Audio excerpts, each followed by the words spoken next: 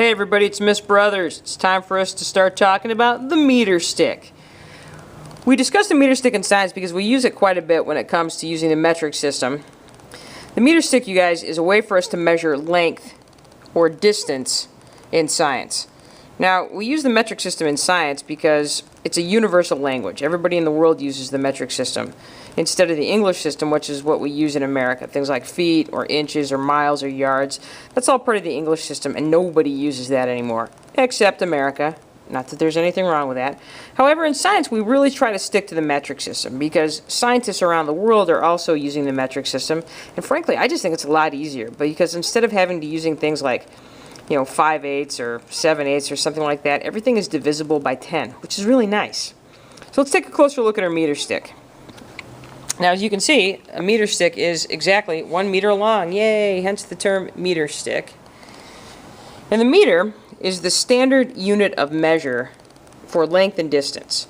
And you'll see lots of different prefixes that might go with the word meter. So for instance, we have centimeter, we have millimeter.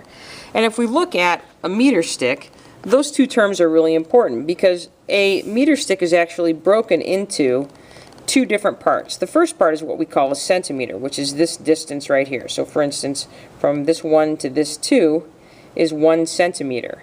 And there are actually 100 centimeters in 1 meter. And that's actually really important. The name really does say it all.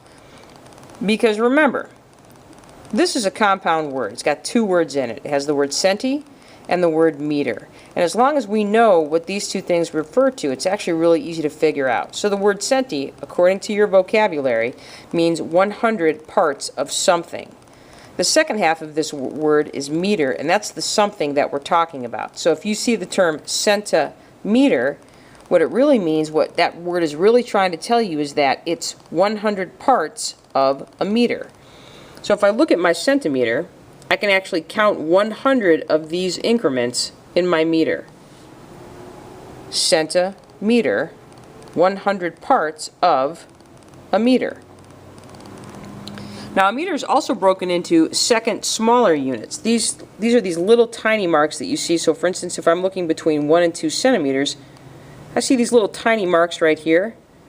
These are what we call millimeters. And if I go the entire distance of my meter stick and I count those, there's actually 1,000 of those. And again, the name says it all. The term millimeter. Milli means 1,000 parts of something, and in this case that something is again a meter. So millimeter is another way of saying, it's a faster way of saying 1,000 parts of a meter. So let me ask you, what's faster and easier to write? 1,000 parts of a meter or the word millimeter?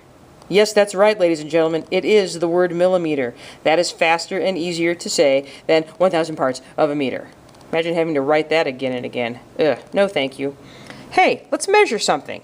Okay, so let's go ahead and measure this 3x5 note card. Now you're like, 3x5? Why do I need to measure it? Well, again, remember, 3x5 is 3 inches by 5 inches, which is English units, and we're not really interested in English units. We're interested in the metric units of this card. So I'm going to go ahead and line my note card up with the end of my meter stick. That looks pretty good. And what I'm really lining it up with is this little dark mark right here at the end. That tells me this is where my meter stick actually begins. And we're going to go ahead and go right to the end of the card. Now, if I'm counting along here, I could say that there's 1, 2, 3, 4, 5, 6, 7, 8, 9. There's 10 centimeters right there. 11 centimeters. 12 centimeters. Now things get crazy because look, you guys, it's not quite 13 centimeters. So what do? Because remember, each of these little marks represents a millimeter. And if I'm looking here, if I count, there's 12 centimeters, and then there's how many millimeters? 1, 2, 3, 4, 5, 6, 7. Looks to be 7. So how do I write that? If I'm writing that down, do I write that as 12 centimeters and 7 millimeters? Is that what I'm doing there? Is that how that's supposed to work? I don't think so. There's got to be, because look at all that writing. 12 centimeters and 7 millimeters. Is that how I would write that measurement? It's not. So if I have a distance like this, in this case it's 12 centimeters and 7 millimeters, there's a much easier way of writing that. So if I have 12 centimeters and 7 millimeters, I'm going to write that as 12.7 centimeters.